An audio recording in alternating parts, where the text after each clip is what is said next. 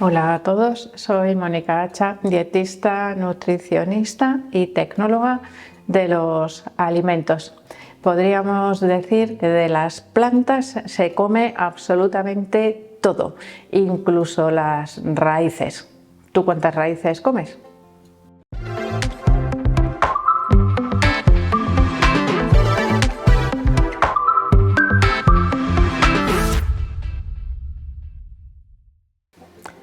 Hay una frase que se suele decir siempre asociada, por ejemplo, al consumo de cerdo, una muy típica, ¿no? Del cerdo se consume todo hasta sus andares, quiere decir que se puede sacar un aprovechamiento casi total de este animal. Esto si lo trasladamos, por ejemplo, al mundo vegetal, podríamos decir que de las plantas se aprovecha prácticamente todo, no de todas, pero sí es verdad que muchas plantas podemos aprovechar tanto su parte aérea como su parte subterránea.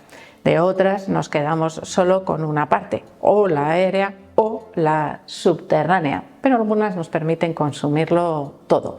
La parte aérea tendríamos las hojas, los tallos de algunas plantas, las flores que también se pueden comer, los frutos, las semillas, es decir, tenemos una variedad enorme de posibilidades de consumo de esa parte aérea. De la parte subterránea, nosotros solemos pensar que siempre son las raicillas, ¿no? De las plantas. Bueno, hay diferentes formatos, podríamos decir, de raicillas, pero eso ya sería un tema botánico, así que no nos vamos a meter. Vamos a pensar solo en aquello que crece bajo tierra, que lo asociamos siempre a esas raíces. En algunos casos son raíces puras y duras y en otros casos generalmente son, vamos a decir, mecanismos de reserva que tiene la planta que nosotros hemos descubierto que nos los podemos comer y que resultan muy interesantes. Es decir, nos comemos las raíces o una parte de las raíces de esas plantas asociado generalmente, como os digo, a esos mecanismos de almacenamiento de sustancias de reserva para la planta. Y vamos con algunas que son de consumo más frecuente y otros un poquito igual menos habituales, pero que seguro que aunque no los comáis los conocéis perfectamente.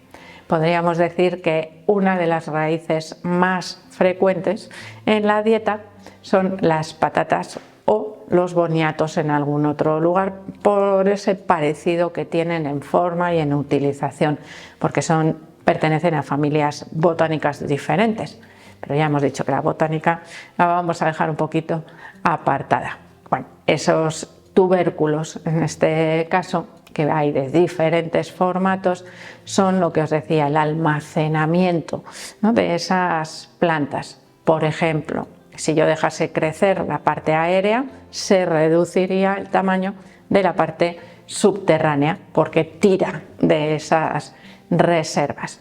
¿Qué es lo más importante cuando consumimos estos tubérculos, estas patatas? A la hora de comprarlas, tratar de comprar aquellas que no estén dañadas, que no tengan tampoco color verdoso, y ahí tendríamos dos características diferentes, ¿no? Las patatas dañadas puede ser en la recolección. Por ejemplo, a la hora de desenterrarlas, si tienen cortes, es más fácil que esas patatas se estropeen con más facilidad. Si han estado expuestas a la luz solar, algo que no debemos hacer, verdean, se ponen verdecillas, te empieza a aparecer esa solanina acumulada, sobre todo en la parte exterior. Así que ahí es importante que miremos bien las patatas cuando las vamos a comprar. Y como os he dicho, algo similar pues tendríamos con el boniato, que también crece enterrado y que también resulta muy interesante por su aporte en betacarotenos, en ese boniato naranja, con ese color tan atractivo.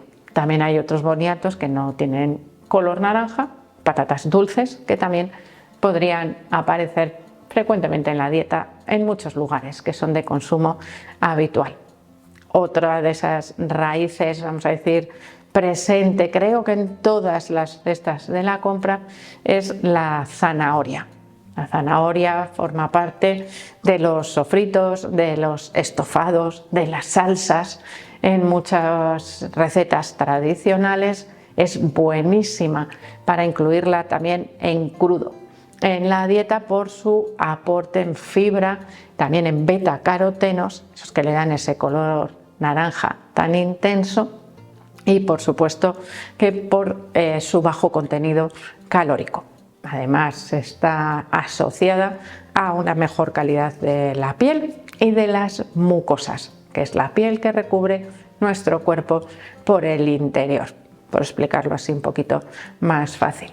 Tenemos otras raíces que consumimos con cierta frecuencia, por ejemplo la remolacha, que tiene ese color intenso tan bonito, especialmente cuando está cocida, porque cuando está cruda por fuera es bastante fea, la piel no tiene ningún atractivo, el color está sobre todo en el interior, ese color morado tan intenso que mancha tantísimo, así que cuidado si cocináis las remolachas en casa con ese juguito que sueltan cuando las manipulamos, porque como os digo mancha muchísimo.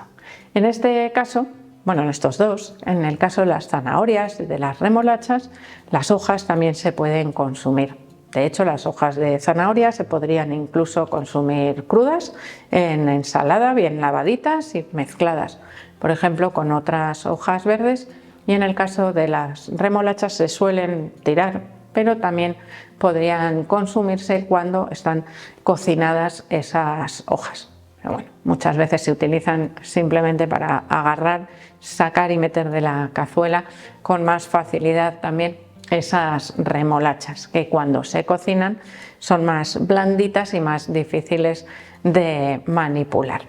Nos duran bastante tiempo una vez cocidas, sobre todo tener en cuenta que también las podéis congelar partidas o troceadas dependiendo del uso que vayáis a dar a esas remolachas, que nos proporcionan gran cantidad de sustancias bioactivas, esos pigmentos tan intensos, y además tienen un efecto vasodilatador, ayudan a mejorar la circulación sanguínea.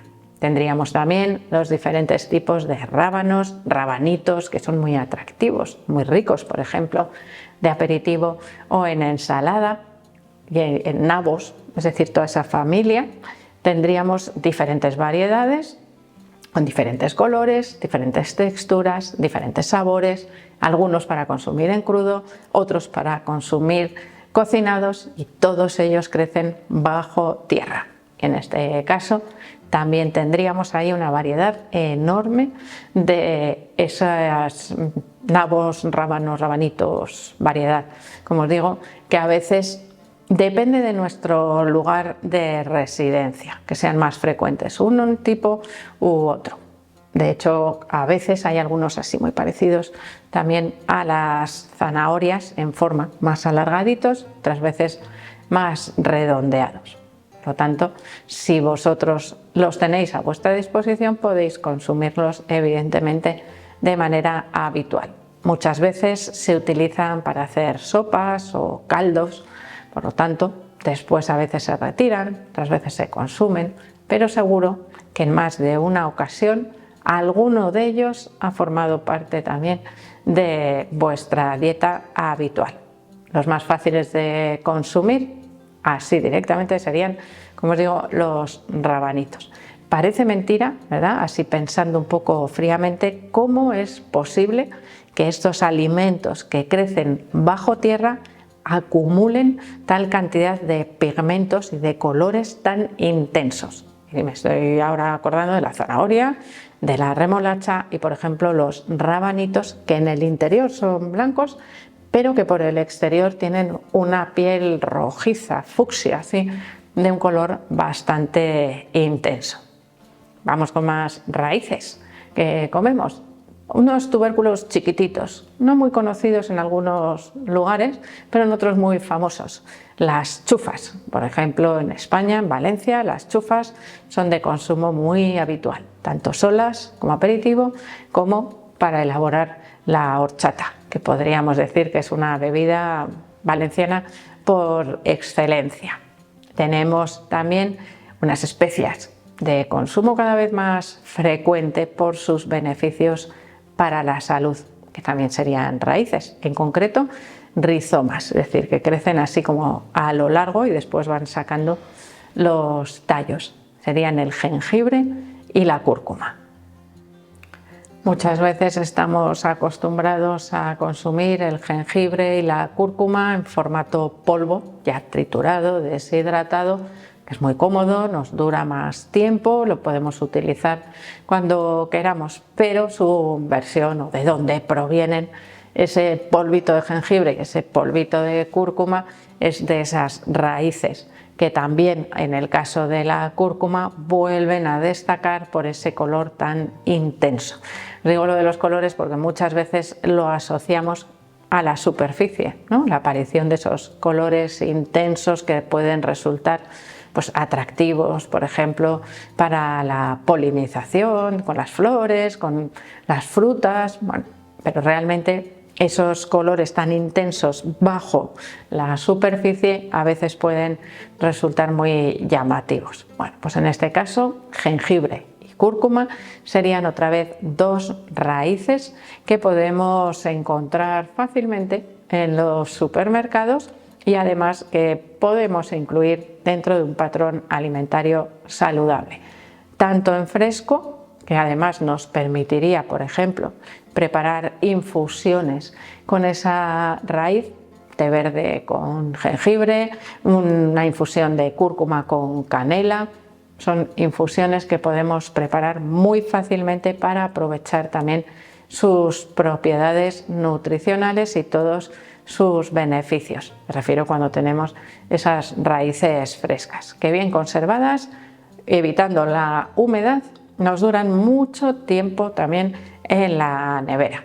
Un mes fácilmente nos pueden durar en fresco. Así que espero que os haya gustado el vídeo, que seáis conscientes de la cantidad de raíces o partes subterráneas de las plantas que comemos en nuestro día a día. Hay otras que no os he hablado, que serían los bulbos, como por ejemplo las cebollas, los puerros o los ajos, de los cuales, como os hablo más frecuentemente, pues hoy los he dejado apartados. Así que espero que le deis al like del vídeo, no dejéis de suscribiros al canal y espero seguir viéndoos a todos en los próximos vídeos.